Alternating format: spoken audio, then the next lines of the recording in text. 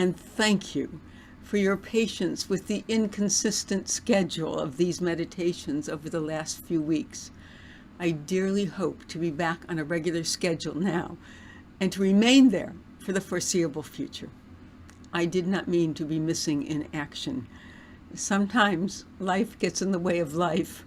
I know that I am feeling grateful for these renewed moments together.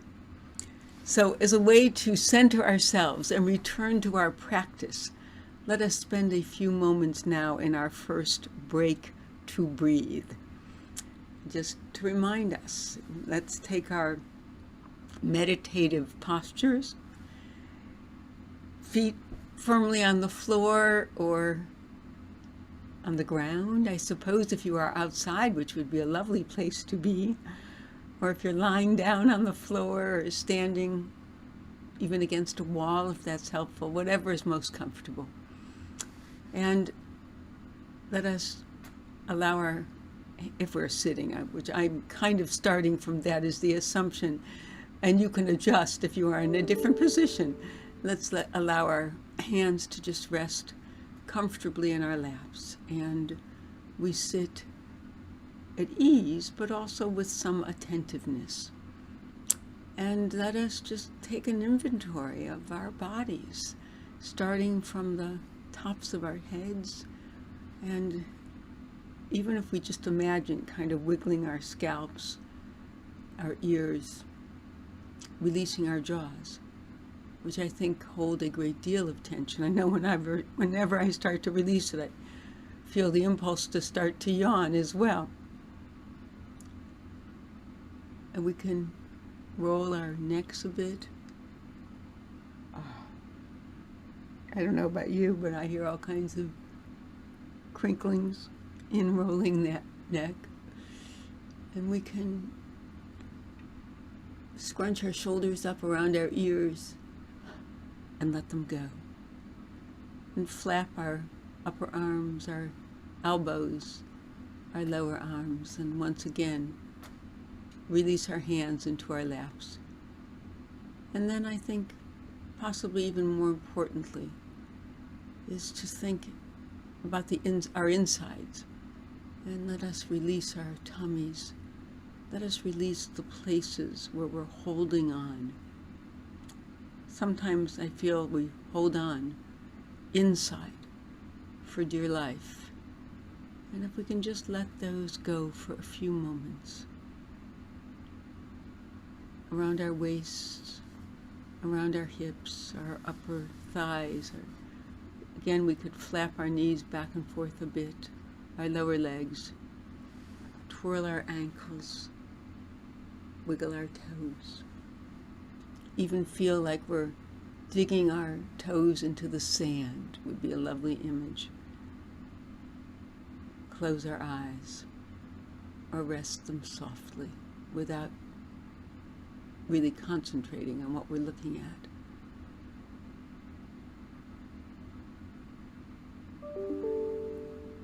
And we'll take our first deep breath.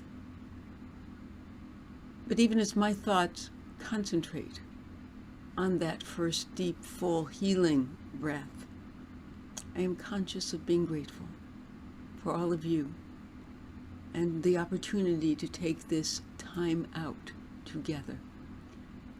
If it is helpful to you to have a theme like gratitude with which to draw each breath, I encourage you to do so. If your thoughts stray too far away from the breath, however, gently bring them back to just breathing, or perhaps to breathing with a sense of gratitude for each breath we take. Let us spend those moments. Oh my, inhaling a breath that is just so full we feel it going all the way in and down and filling our chest cavities, our backs. Do you feel your breath filling your back? That's an old singing technique. It's the kind of thing if you're looking carefully at singers, hefty singers, I don't mean hefty by weight, but singers who sing opera or that kind of thing. Sometimes you can visually see the drawing in of breath and the expansion of the body. And we can do that.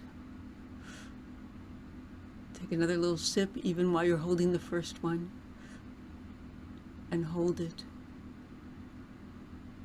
Feel it. Enjoy it.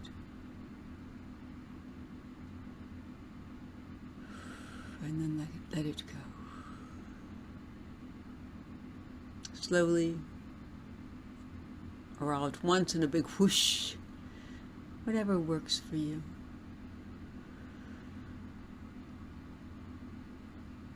And you might just think, I am grateful, as the breath comes in.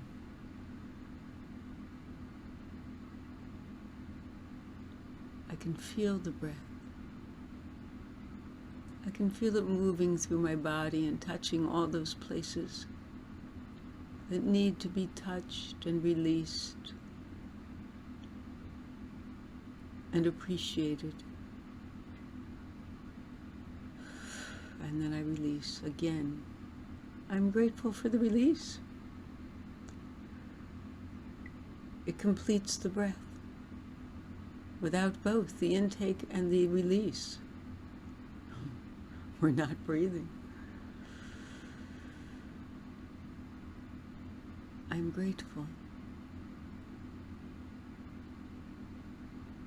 Grateful for friends. Grateful for those who join on this journey.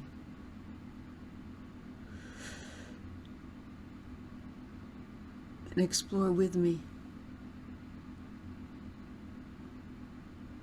the nature of our world, the nature of our faith, the nature of our feelings.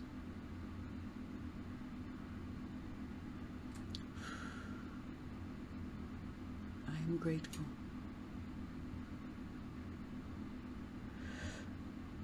I'm grateful for this adventure.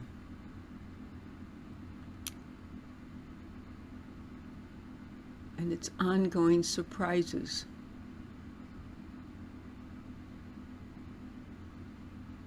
I am grateful as I exhale for the opportunity to explore and to consider those surprises and those mysteries.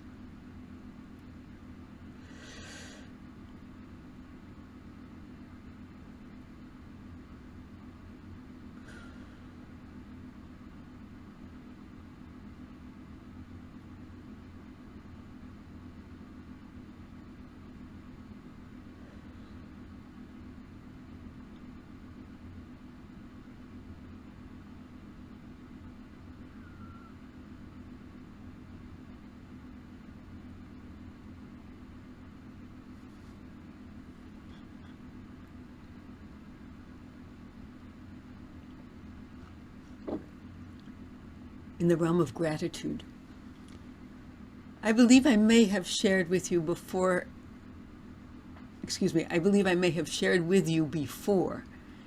a long-held conviction that is related to my understanding of Jewish life and thought. I believe that while major events and occasions are wonderfully exciting, stimulating, and can be exhilarating, life is lived in our everyday, the moment by moment, hour by hour ways in which we structure our time and our responsibilities. Our lives unfold in our ordinary interactions. As we go to the grocery store, take out the trash, drop off the kids, go to work, answer dozens of emails, send countless text messages, attend to meetings, clients, customers, orders, merchandise, and every other detail of the business of living. I had reason most recently to anticipate a major event of celebration. I did so with a great deal of trepidation and, to be honest, reluctance. It was an event in my honor, specifically to recognize the 42 years I have served Fairmont Temple. But it left me wondering, Why should I be honored for doing the work that I love? The event had already been rescheduled 3 times over the past 2 years due to COVID, and there was a part of me, because of my embarrassment over all of the fuss, that hoped it might be perpetually postponed. In the end, it was a wonderful night. I was able to see people I hadn't seen in 2 years or more, and my experience was shared by many who were there. It was energizing to be out and about and to have a positive reason to gather. And every person who was present had their vaccination status checked at the door. And if they didn't have vaccinations, they were not allowed in. In the course of the evening, every speaker was excellent, and many beautiful things were said. In retrospect, I realized why it was an evening that turned out to be such fun, rather than the ordeal I feared it would be. In the end, it turned out to be an event that celebrated the little moments, an accumulation of them, 42 years worth in fact, but the little moments nevertheless. The speakers spoke of relationships, one-on-one encounters, worship services, rehearsals, classes, meetings, lessons, Shiva calls, hospital visits, as well as the bigger occasions of bar and bat mitzvah services, weddings, funerals. It became quite apparent, however, that 42 years happen in 525,600 minutes. You may recognize the refrain from the song Seasons of Love from the musical Rent. 525,600 minutes multiplied by 42. Jewish tradition commands us to notice daily the realities of our lives, to elevate every moment of every day to a higher plane of existence by worshiping every day, by blessing the food we eat at every meal, by making time to study every day, by treating our fellow human beings with goodness and kindness in the normal course of a day, by doing acts of justice, even seemingly minor ones, that help to affirm the dignity and worth of another person. In Judaism, every day offers us the opportunity to notice and to act accordingly. You may be familiar with the Jewish practice of saying 100 blessings a day. Blessings that can include everything from thanking God for waking up healthy and restored in the morning, to having the privilege of washing our hands and our bodies, to being grateful for the proper working of our bodies, to thanking God for the shining sun, the rain, the trees, a rainbow in the sky, the gifts of work, rest, and relationships. The opportunity to learn, grow, explore, and discover. When we start to think about it, our very existence gives us the opportunity to recite countless blessings of thanksgiving every day. The point of such a daily exercise is not to occupy us with what could easily become a kind of spiritual busy work, but like our meditation practice, to raise our awareness, to heighten our presence in the world, and to prevent us from going through our lives on automatic pilot, desensitized to the wonders that surround us, hardened against the expression of wonder and delight, hardened as well against the suffering of others. The 100 blessings are intended not just for God's created natural world, but for the goodness we enjoy through our interactions with friends, neighbors, family members, even strangers, in the small moments of daily living, in our homes, at the store, at the office, on the tennis court, the golf course, the pool. Our tradition believes that every interaction carries with it the potential for a sacred exchange. Again, it doesn't necessitate an earth-shattering event of cosmic proportions. In Judaism, the goal is to access a sacred dimension in everything we do. At its most basic and simultaneously profound level, that means we feel a sense of God's presence in our simplest actions and our simplest exchanges.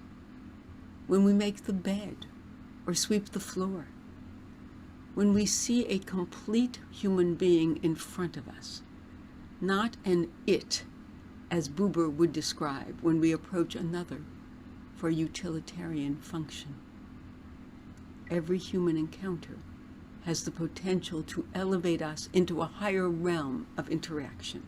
That is the goal and the vision of Jewish life, to make real in our thoughts and our actions the promise of our natures as divinely created beings.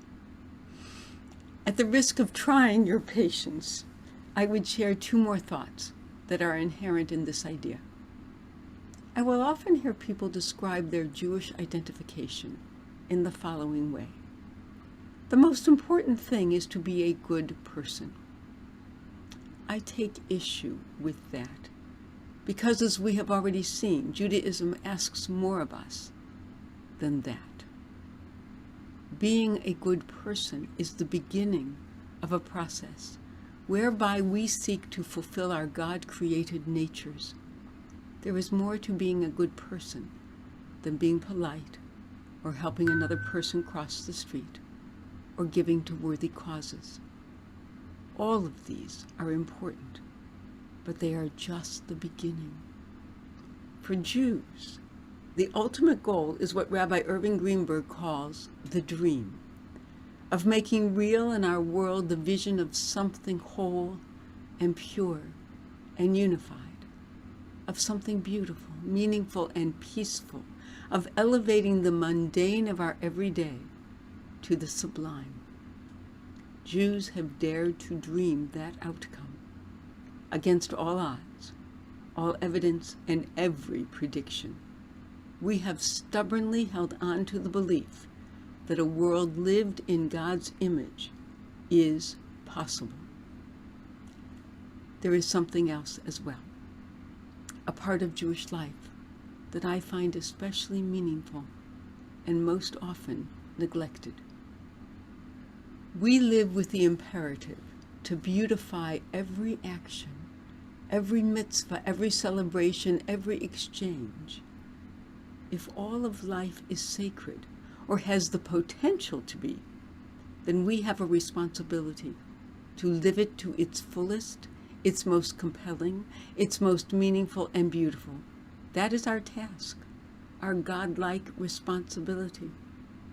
In the effort to bring sanctity into all of the corners of our lives, we beautify them simultaneously. We celebrate Shabbat with special ritual objects and special foods. It's not just being a good person. It's elevating and beautifying all of life as sacred. We bless the food we eat as if it were a sacrifice laid on the altar as a gift for God. We notice and sanctify time itself by saying Kiddush, the blessing over the wine, every week at the beginning of Shabbat, and with Havdalah, to transition into the regular time of the week ahead, with some of the Sabbath's peace and sanctity to accompany us and inspire us. We kiss the mezuzah as we enter our homes to remind us that our homes, as our relationships, can be small sanctuaries of love, respect, dignity, and harmony. The goal often feels very far away. It feels too hard, too long, too fraught. That is why Greenberg teaches we have encouragement along the way. Every Shabbat provides a glimpse of the dream, a taste of perfection. Every festival and holiday reminds us of the goals that will be realized when the dream arrives.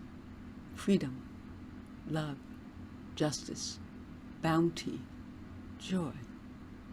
Every life cycle event celebrates the wonder and nobility of being human and the partnership with God that advances. Every class broadens our horizons, deepens our understanding, and ignites our imaginations. Every meeting brings us together for holy purpose. Every interaction offers the possibility of a sacred exchange. The dream, the vision is monumental, but the achievement of that dream is incremental. That is why Judaism acknowledges and celebrates the small, daily moments, because that is where life happens. We cannot live the end result of a dream fulfilled, but we can live every small step that takes us closer to that fulfillment. And every now and then, it can be wonderfully fun and fulfilling to celebrate a big moment as a way of measuring our progress along the way of no less than 525,600 minutes, which is the way we measure the time in a year. With these thoughts of manageable minutes, hour by hour, day by day, in our minds, let us spend a few more moments in meditative breathing as we inhabit this time, right now, fully, completely engaged and attentive. We resume our meditative postures.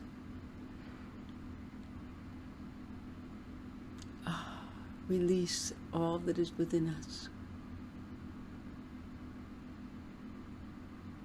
And acknowledging our gratitude for this moment, right now, right here. We breathe in. And let us stay with that breath.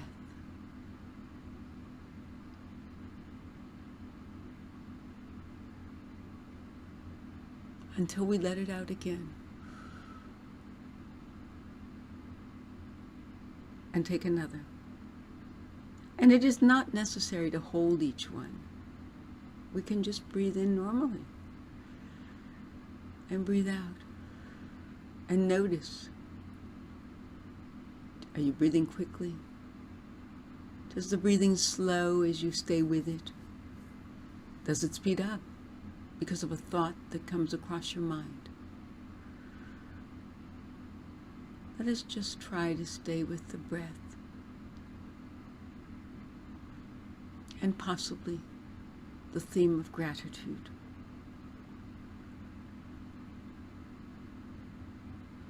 Even in the midst of grief, in the midst of distress,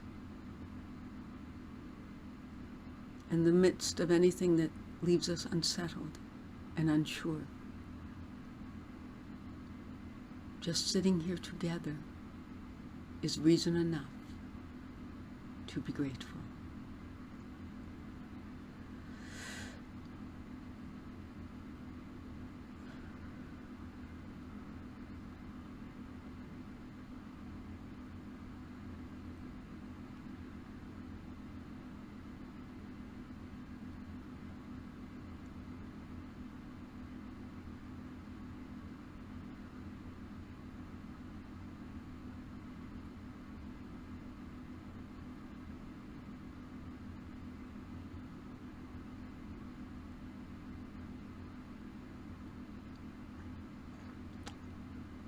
By way of conclusion, I thought I would share with you a very brief poem by the American poet Gwendolyn Brooks. Exhaust the little moment, soon it dies, and be it gush or gold, it will not come again in this identical disguise. I wish you a good week, a week of exhausting little moments and appreciating them and elevating them when you can and beautifying them with your heart and soul. Stay healthy. Be healthy. Be strong. God bless.